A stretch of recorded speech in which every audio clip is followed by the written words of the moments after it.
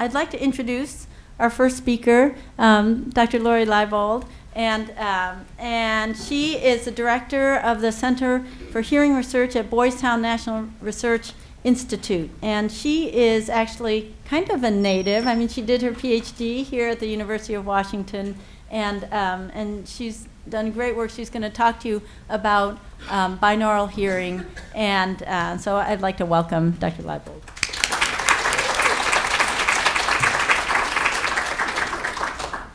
Well, it's great to be back in Seattle, and I get the great task of starting the morning off with maybe some psychophysics. So I'll be doing two presentations, and a lot of the work that we're doing in my lab in the last probably a couple of years is in part due to Nicole Corbin, who joined our lab and is working on her PhD with Emily Buss, who is sort of a card-carrying psychoacoustician, and myself, who kind of bridges the gap between psychoacoustics and audiology. And her work in unilateral hearing loss really combines some of Emily Buss's strengths in binaural hearing and the work that we've been doing in our lab, in my lab, on complex listening situations, and then her own interests as a pediatric audiologist. And one of the things we thought that was important when we were thinking about these talks is to just provide a really brief overview of binaural hearing. It has a really long-standing history in sort of basic hearing science research. There's a lot of really, really interesting work being done both behaviorally as well as in physiology and anatomical studies. And I think that work is really important to those of us who work with children and their families in the clinic. So my goal is to compress sort of 35 years of work in a 30-minute talk that's something that all of you don't fall asleep on. So we'll see if we've hit that. So I'm going to talk about nuts and bolts of binaural hearing, and what I really want to do is just provide a bit of framework for the rest of the talks that you'll hear. I've tried really hard not to go too heavy on terminology, but some of it's unavoidable, I think. And so with that, we'll get started. Again, the first thing I want to highlight is that none of the work that I do certainly is in isolation. I have a great team of audiology expert clinicians as well as basic scientists. And the work that I'm going to talk about today is mostly a combined effort with Emily Buss, who is a well-known auditory scientist. So she's an experimental psychologist, but she is very familiar with working with clinical populations, and really the expertise in binaural hearing for our group comes from Emily. So just to make sure, because those of you who know me from my days at UW know that I only ever studied 1 year when I was at the University of Washington. And then of course Nicole, who's really brought a lot of energy into this particular line of work that we're going to talk about. Our funding comes from Boys Town Research Hospital. So I relocated this summer to Boys Town, and so some of the work is also supported by the University of North Carolina Medical School, and our funding comes from the NIH. Okay, so here's just a really brief overview of what I'm hoping to accomplish today in this 30-minute talk. One, and I apologize, but I think it's important to talk about some terminology. We gave some practice talks at Boys Town on, I can't remember what day it was, Wednesday or Thursday, and that was a big key, is to talk about some of the basic terminology, because it's sort of unavoidable to use that terminology when you talk about these issues. Another one is, you might wonder, how do we evaluate how well children hear in space? So how do we actually do that in the lab, and maybe how could we do that in the clinic? Nicole is going to talk a lot more about that in her presentation. And then just a basic overview of when the ability to localize sounds in space matures in a typical system. So that is a child with hearing loss in both, normal hearing in both ears. Okay. All right, so we often think of in the clinic, or when we think about how a child hears in their everyday life, we often think about, are they getting the what? Are they understanding what was said?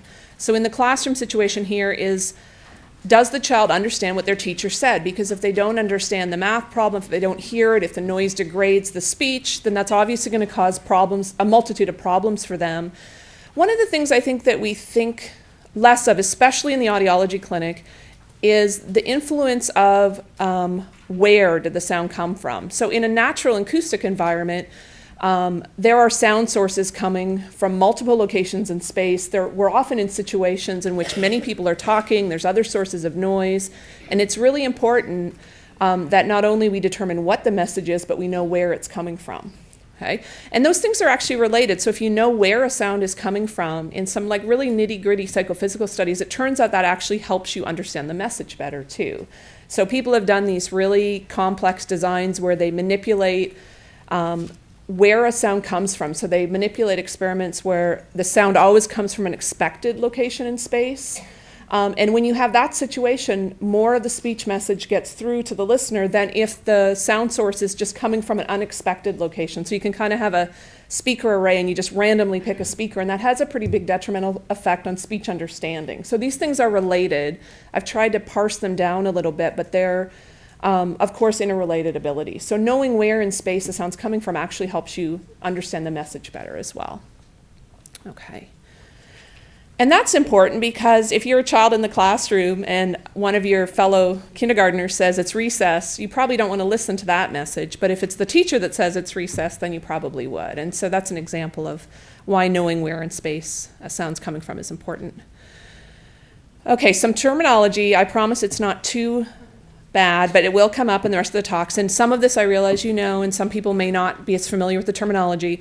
Binaural is a term that you'll hear a lot, and that refers to hearing with two ears. And monaural, conversely, refers to hearing with only one ear. So when you hear the term you hear the term binaural hearing a lot, especially in more of the basic science literature. What that's referring to is things that you can accomplish with normal hearing in both ears, typically.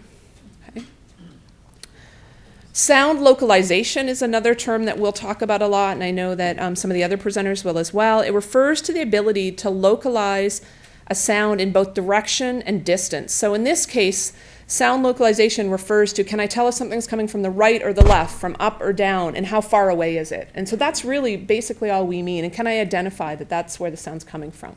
Okay. So sound localization has a number of key advantages. And one of the things that has been talked a lot about in the literature is it has a key survival feature. So sound localization, especially for other species, is thought to be key to survival. But it's also thought to be a very important attribute of hearing for the human auditory system. And it is the ability to determine the location of a sound in space. And you can think of a good analogy in this case is a lifeguard who has to respond very quickly if somebody calls out for help and has to be able to determine where in space the sound's coming from. And so the ability to localize where that sound's coming from and do so quickly might allow him to do his job very accurately. Okay. Binaural hearing, we talked about binaural hearing involves hearing with two ears. And one of the things that's really critical, I think if I make only one point in this first talk, is that binaural hearing really involves not just the peripheral auditory system. So that involves the outer ear and the pinna, which is this part of your ear, and the cochlea, which we often think about, but also the brainstem and the brain. And those components are all necessary in order to localize sounds in space. So I like putting this slide up. This is true, really, for all of hearing. But it's especially true in the binaural system. So when we talk about the ear or the auditory system, this is often what we either tell our parents or what we think about or what we show folks. And you can see that we have here, if I can get my mouse to work, we have the pinna, we have the ear canal, we have the middle ear space with the three ossicles, we have the cochlea, and I think most of you are familiar with all of these terms. Often on these charts you see a tiny bit of the auditory nerve, and then that's it. Right? But with binaural hearing in particular, the brain is a really crucial component, and you can't localize sounds in space without a brain. You just can't do it.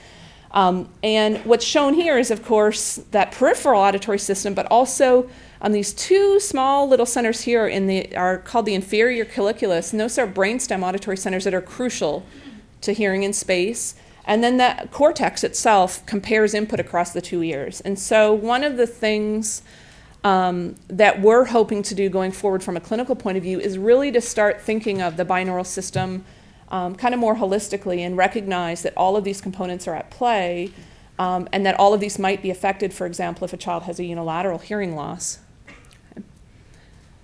Okay.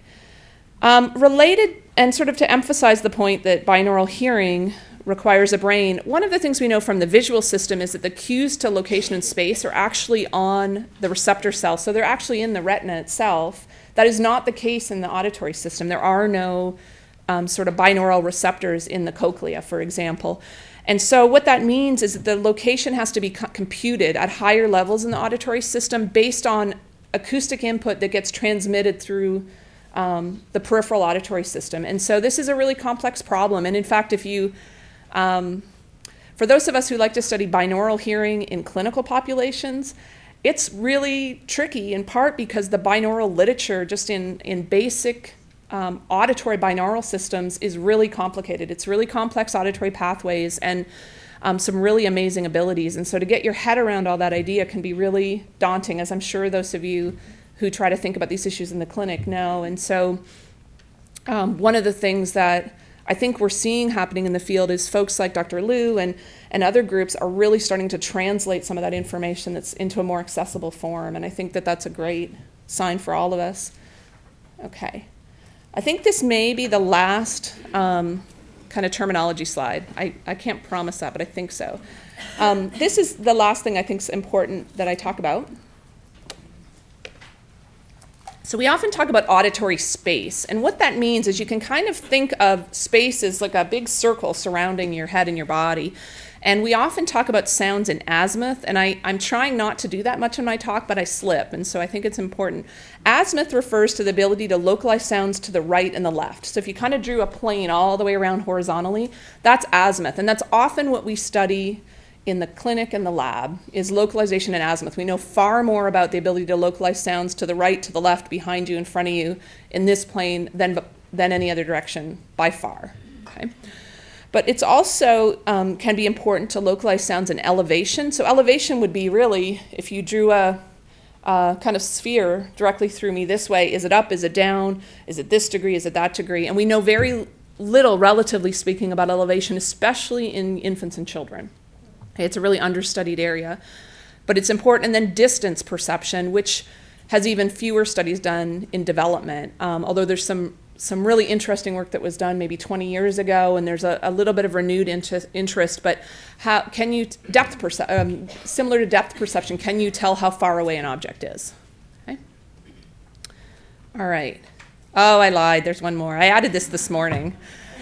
Okay, well, so dimensions of sound. The other thing that we think of is, in terms of the information that a sound hitting the ear might have, I think most of you know that frequency is associated with pitch. So all sounds, even if they're complex sounds, typically have a pitch associated with them, and it can be a low frequency sound. So a low example of a sound with a low pitch might be a vowel, like ooh, or you can think of a bass drum.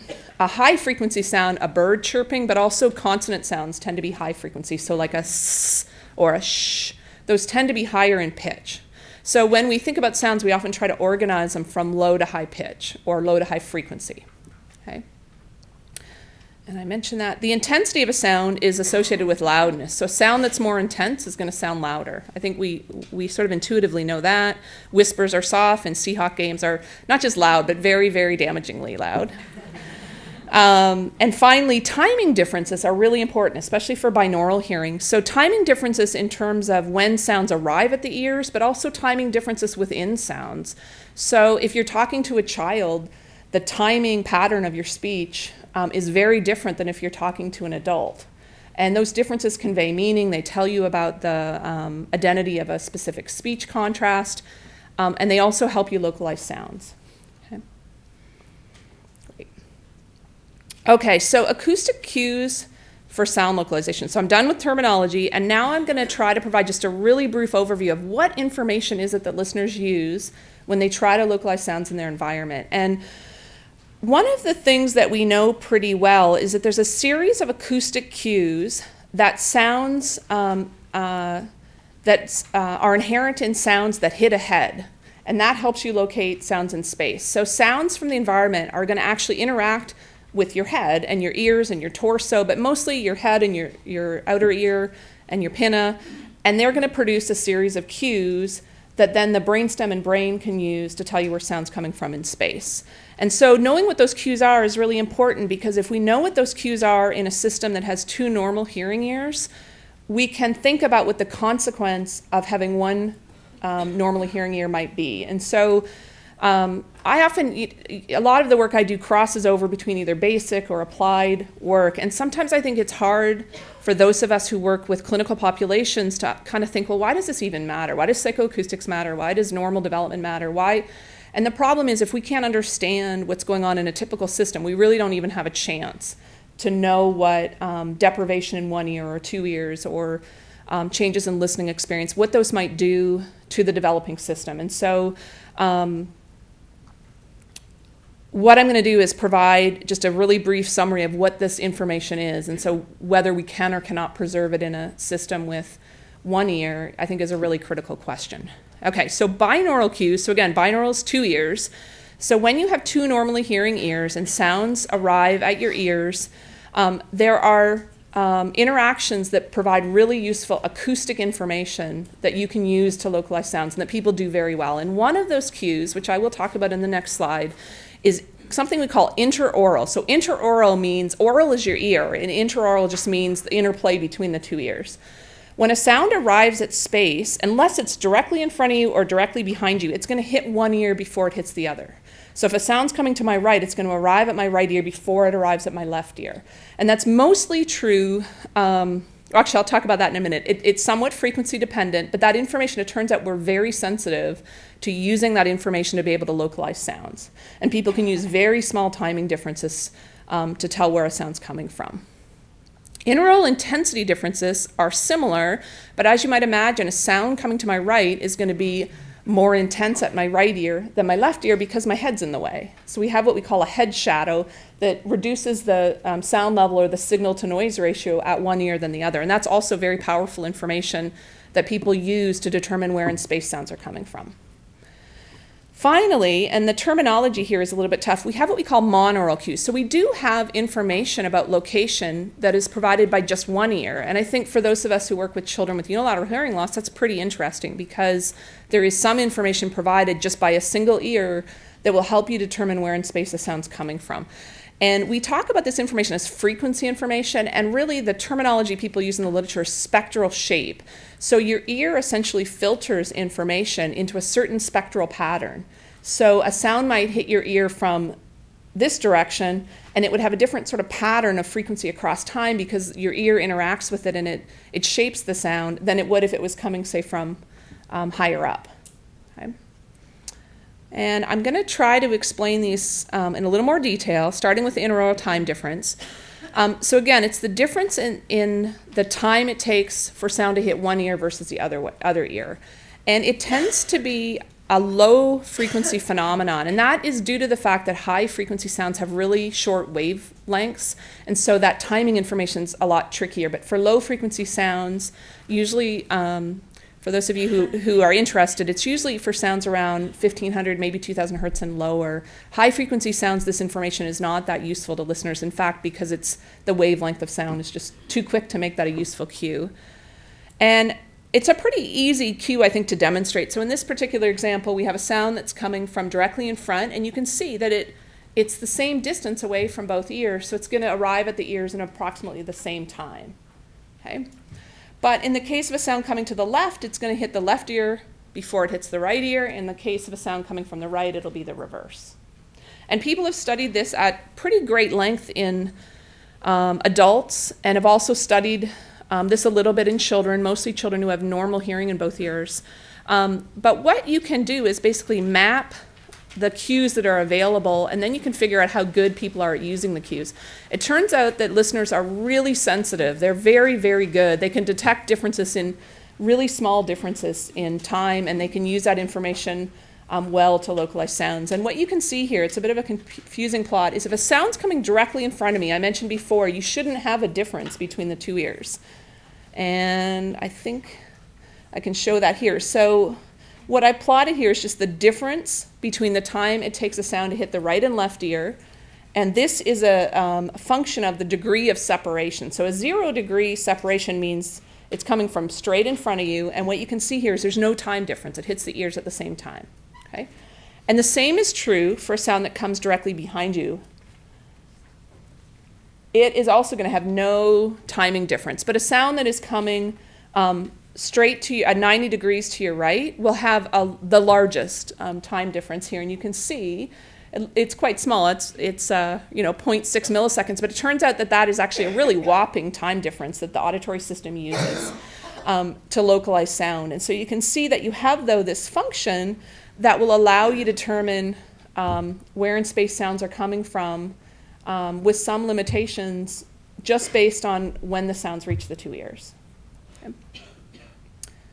All right, so intraoral intensity difference, just to illustrate this phenomenon a little bit more, is the difference in the level reaching the two ears. So the head essentially acts as a shadow to sounds, and it tends to affect high frequency sounds more than low frequency sounds. So this is kind of convenient because I just told you that the timing difference is really effective for low frequency sounds, but this intensity difference is really effective for high frequency sounds. And there's a large literature on where those functions cross and stuff that I don't think is really stuff that you're really dying to hear in this talk. But these intensity cues are very powerful. And one of the things that effectively occurs is that when a sound is coming from one side, the level that it hits the closest ear is higher than the level at the other ear. And it creates what we call a signal-to-noise ratio advantage for the ear that is being hit first. So you can imagine if that's the teacher, if I'm a child in the classroom and whoops, and my teacher's over here, I talk with my hands, so I do that frequently, then that should be an advantage because the teacher is going to have a really good SNR in this ear and not in this ear. So if I have a hearing loss in one ear, we'd want potentially the teacher to come to my good ear. But let's say I'm a child with hearing loss in the classroom and I have one ear with hearing impairment, one ear with normal hearing, and I'm seated to this side of the teacher. You can imagine that the signal-to-noise ratio is really going in the opposite direction. You're presenting the louder of the two signals to the poorer ear. Does that make sense? Okay. This is a high-frequency phenomenon, and the way that I always think about this is if your neighbors are really loud and you're hearing music coming in your apartment, for example, it's almost always the bass or the low-frequency sounds that you're hearing. And that's because the high-frequency sounds are essentially getting blocked by the door. The low-frequency sounds can bend a little bit, and they have big wavelengths, and they can go under the door. They can, they're kind of sneaky that way. But high-frequency sounds really get blocked, and that's the same for the head. So it really has to do with how big your head is relative to the size of the sound wave. And it is true, if you have a bigger head, you have bigger cues. So there's harder to buy sweaters, but easier to localize sounds, perhaps.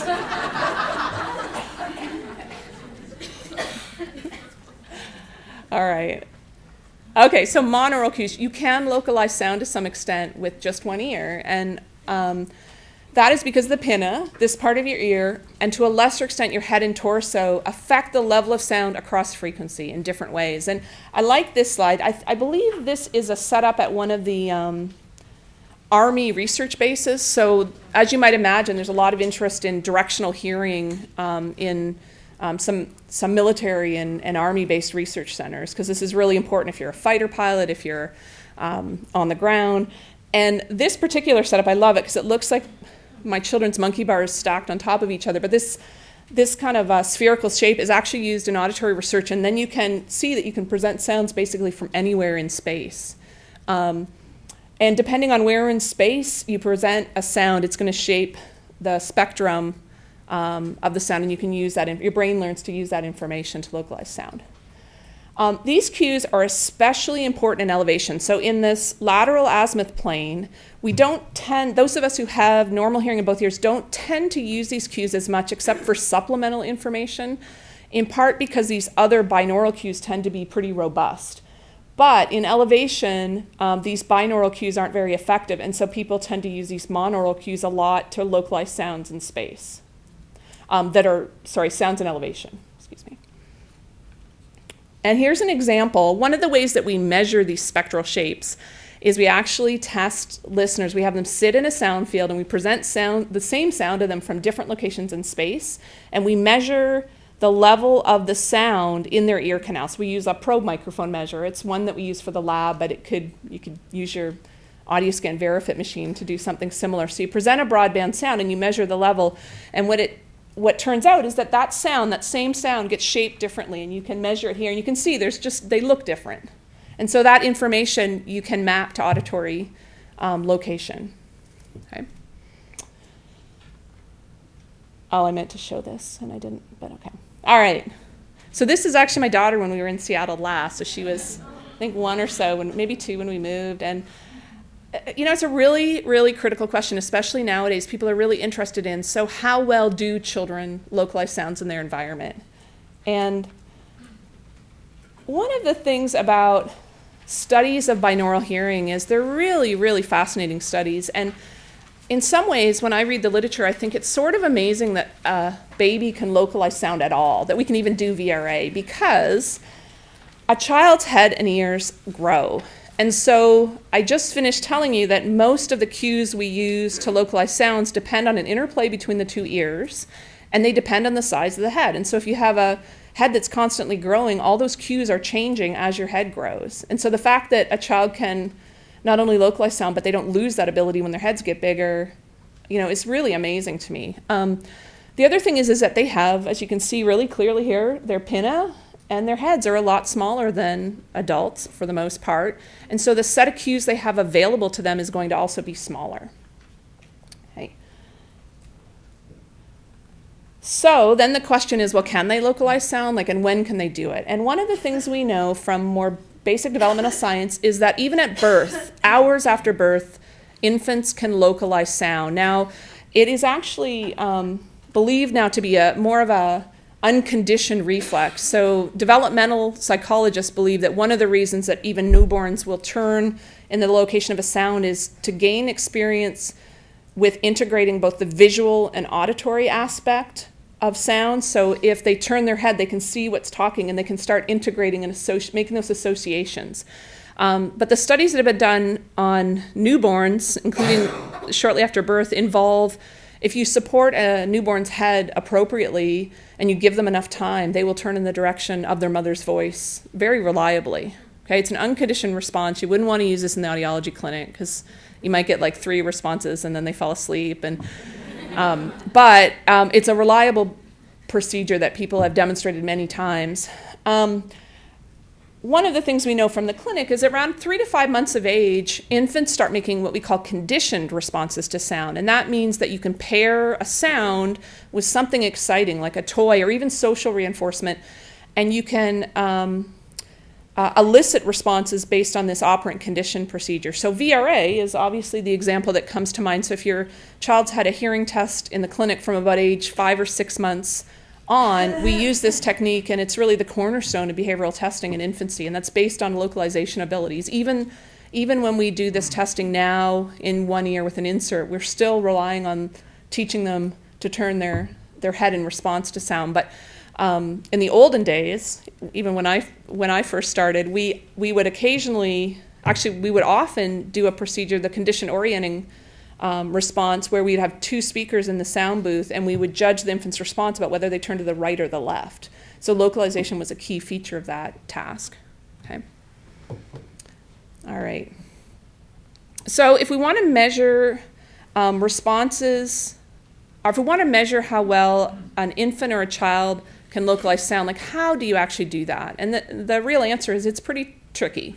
But people are really creative and have developed some nice methods for looking at these abilities. In adults, we tend to use what we call true localization tasks, which would involve, in this case, you can see we have a whole, it's only shown half of it, but there's actually a whole array of speakers around this particular adult, and they're numbered. So in this case, you'd present a sound to one speaker, and they would say, that came from 3, that came from 4. Other tasks, they might use a laser pointer actually and point to the one they heard, or sometimes with children, people have tried to put, that's a red or that's a blue. They can be really tricky, as you might imagine, to test children, particularly to test young children. So they haven't been used extensively in either research or clinical environments, although there is some good movement in that front. I think that some folks are finding that a lot of children can, in fact, do these tasks if you set them up in a child-appropriate way. But what's done more often in developmental studies of the ability to localize sound, is something called a discrimination task. So it may be really tricky to teach a young child to tell you which speaker a sound came from, but they're actually really good at telling you, at responding when the location of a sound changes. So a typical setup for an infant, for example, would be you might have an array of speakers. Here I've just shown, I haven't shown that yet. You might have this array of speakers, and you might have a sound coming from directly in front over and over again, whether it's speech or tones, and then you have a trial where either it stays the same or you move it to a different speaker. And if the infant responds, you know that they could discriminate that you just changed the location. Okay? And you can vary that. You can make the speakers closer together. You can make them farther apart. You can do right or left. And so there's some pretty powerful techniques to look at discrimination of sound sources. Okay? And that's shown here. The most common measure we do in the lab is something called a minimal audible angle, which essentially is the smallest degree of separation that somebody can tell you change the location. So what's really amazing is if you test adults in this paradigm, you can change the location of a sound source by 1 or 2 degrees and they can tell you it changed, which is phenomenal. But it's remarkably good spatial hearing for adults who have normal hearing in both ears. And for studies of children, you can do a similar experiment and here just measure whether or not they knew that the sound location had changed. Okay. And a number of people have done this. These are all with children who are normally hearing. And what's shown in this plot is the minimal audible angle. So that's the smallest difference you could move a sound and that you could get reliable indicators that they knew that the sound location had changed. And what's shown here is lower is better. So 1 degree means more fine-tuned discrimination than a bigger separation. And what's shown here on the x-axis is age in months. So basically we're going all the way from, I think the youngest was 2 months, all the way to adulthood. And these are in months.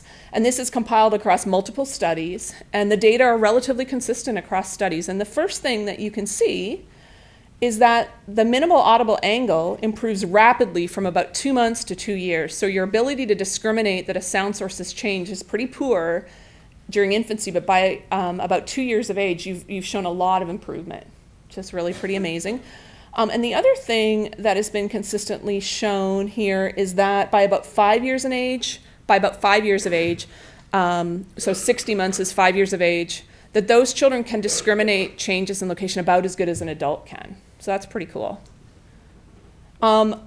Fewer studies done on elevation, but the general pattern of development seems to be pretty similar, that you show this rapid improvement during infancy, and then by early school age years, you seem to be pretty good at this basic ability.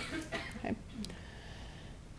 So one of the things that is a concern, and a really legitimate concern about some of these studies of discrimination, they provide really great information. However, the ability to tell that a sound has changed location is not the same as the ability to tell exactly where in space something came from. So the ability to identify that came from over there is not the same as, oh, something changed.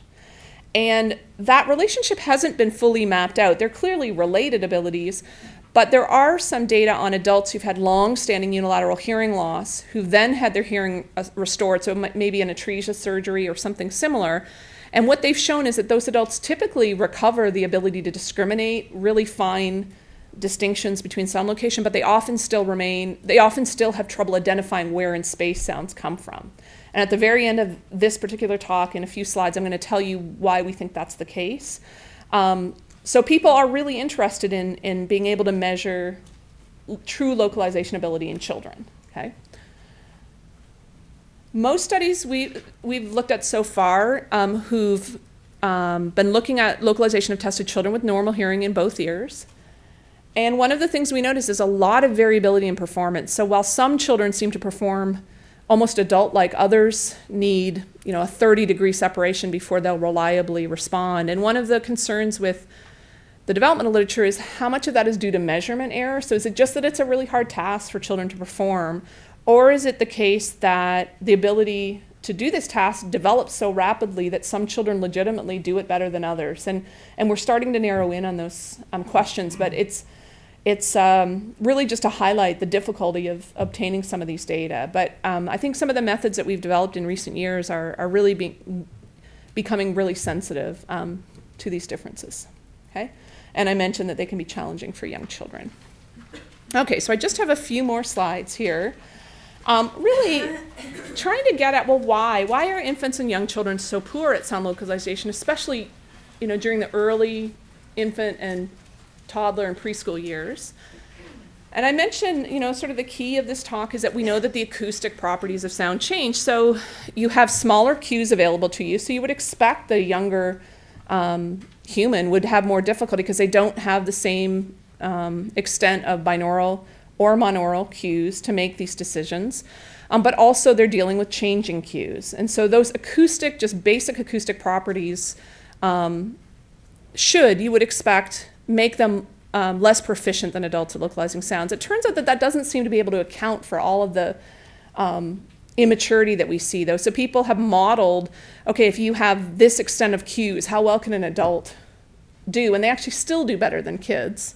So it clearly explains some of the difficulty, but not all of it. And that's really, now I'm just kind of highlighting or foreshadowing the next talk that we'll give. But one of the things that we think is pretty critical here is that children have less experience with sound in natural environments than adults. So there have been very few studies done on humans, whether it's adults or children, that have looked at the role of experience on the ability to localize sounds in space. But there has been a pretty extensive literature in animals that clearly shows that experience, not just with auditory stimuli, but with visual stimuli, and the association between the two of them is critically important for developing developing the ability to hear sounds in space.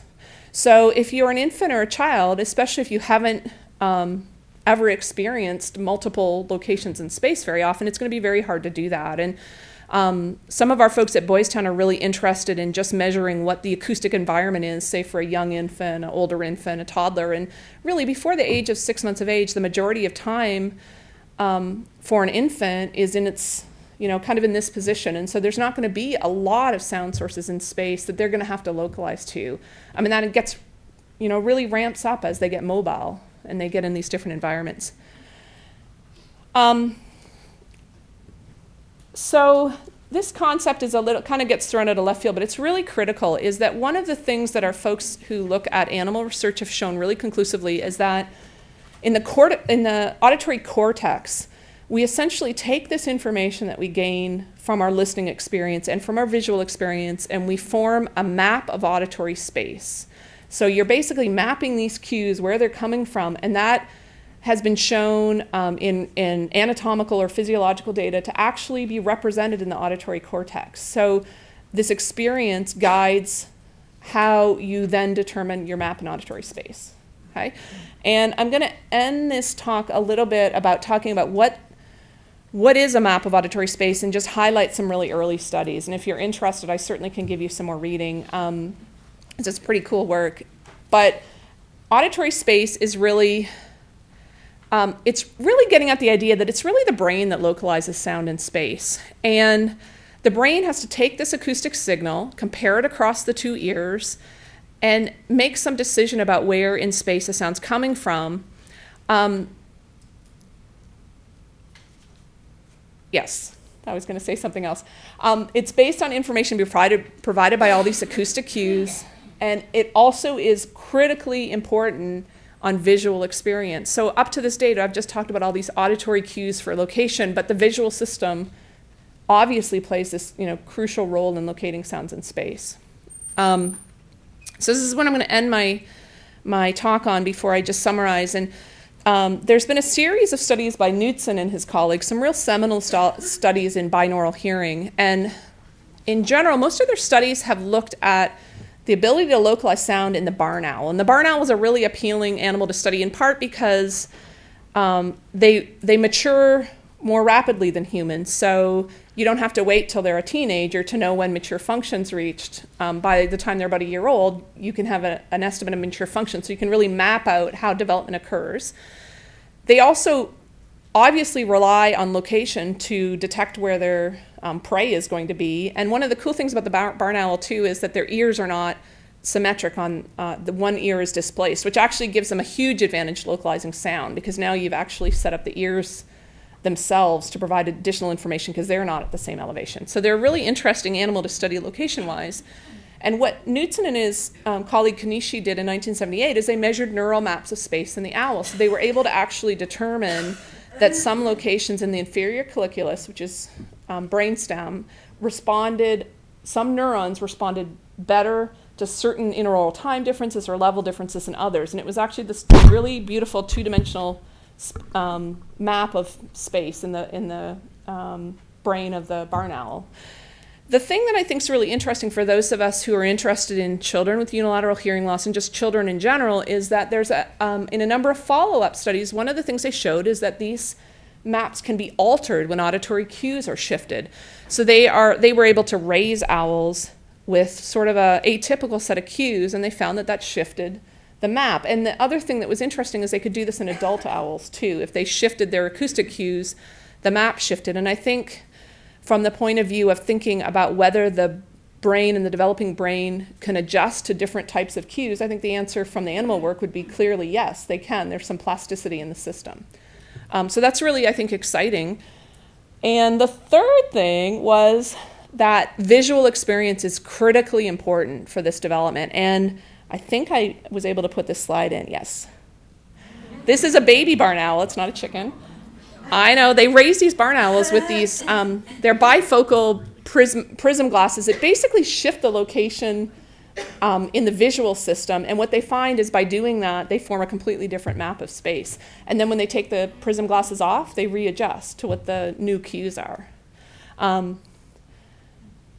Yeah, so that's a barn owl. At first I kept thinking it was a chicken, but it's really a barn owl. And so that is an area of study, this experience-driven effects that we really know almost nothing about in the developing human. So just some implications for children with unilateral hearing loss, just foreshadowing the future talks, is we need to learn more about the development of auditory spatial ability. So if we know how this development unfolds in a typical system, we can learn information about, well, how would hearing loss in one ear impact this development? Or is there a critical time period for which we need to intervene? Which is, I think, something on a lot of minds of audiologists and parents and educators. Second, both the ear and the brain are critically important. You can't localize sound with one and not the other. You need both at play. And in fact, in a lot of talks I give just on general auditory development, I often start the talk by saying you need a brain to hear. And in the case of the binaural system, it's just sort of hit you over the head. There are actually circuits in the brain that are responsible for binaural hearing, and it's very difficult, if not impossible, to localize sound with those circuits not functioning. Okay. So one of the things to think about that I'll talk about in our next talk is that children with unilateral hearing loss aren't going to have access to these cues, or at least they may have partial access. And so how does that affect localization? If you have asymmetric input, can you still localize sound? Certainly if you have no hearing in one ear, you're not going to have access to any of the binaural cues. And to what extent does that affect your ability in everyday natural environments where we know sounds are coming from you at all different locations in space? And Dr. Liu is going to highlight many of the difficulties children face in their everyday environments. And so if we can learn more about how these specific cues, maybe we would have a way to address some of these difficulties, at least for some children. And finally, there's evidence of plasticity, at least in animal models, and I think that that's really exciting for a lot of us. And knowing the parameters of when in development that plasticity is the greatest, is there a critical period? Those questions, I think, again, are going to really drive intervention and help us solve these really challenging problems. And that's it. Thanks.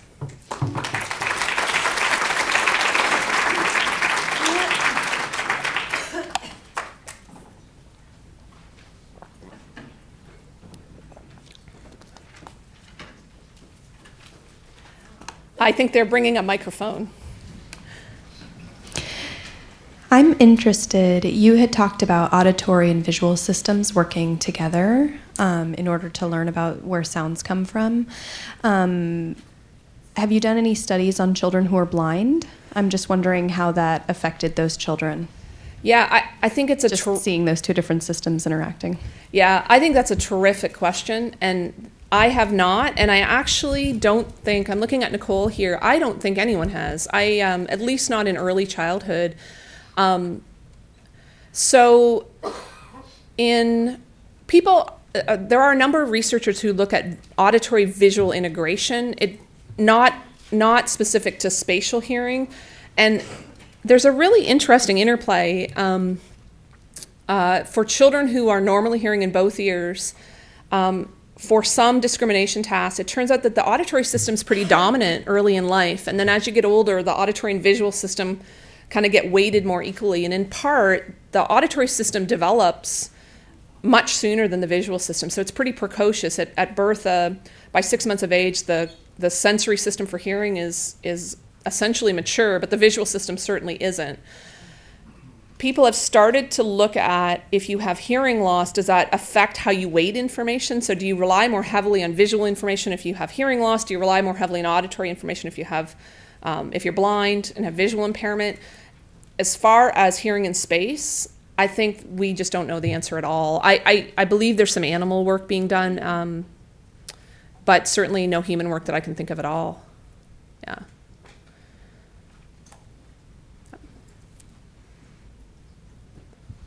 Thank you, Lori, for that talk. So for children with unilateral hearing loss, there's a lot of interest in putting on a bone conduction sound processor on a soft band on babies. And we all know that bone conduction stimulates both cochleas. So what effect do you think that kind of a signal has on? Yeah, so Nicole and I have tried to think about some of these real practical questions, and it's just, the question is, I don't know. I think one of the things, we do know that in some situations, providing binaural input under that situation can actually interfere with the quality of the target signal. We've often wondered if you knew the kind of cues that were really relevant. I think it's within the realm of signal processing that maybe you could manipulate those cues. So if you had a sound that arrived at one ear, could you manipulate it before it got transmitted? In the case of the bone conduction, it's tricky because you're essentially sending it to both ears. Yeah, I don't think we know the answer, and I don't even think I have an answer for what do you do in that situation.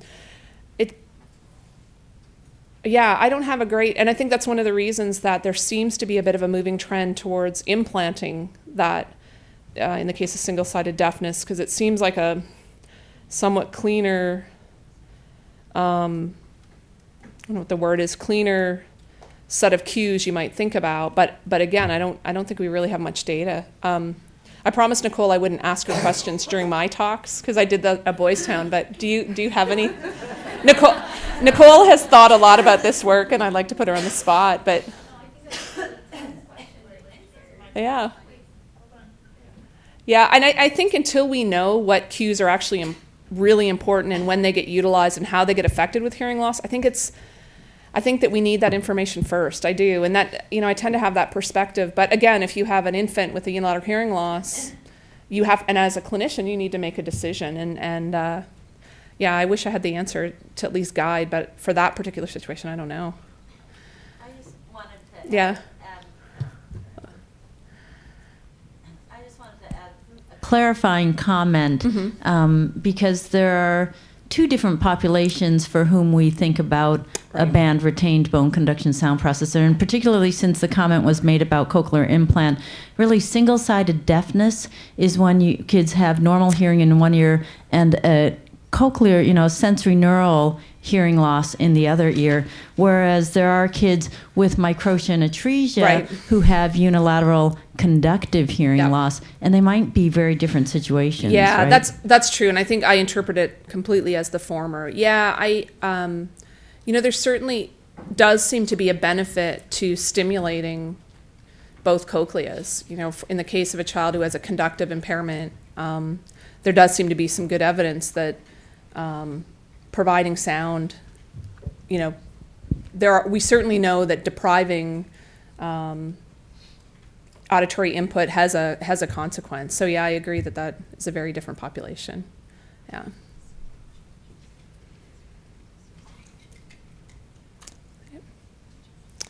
All right, thank you.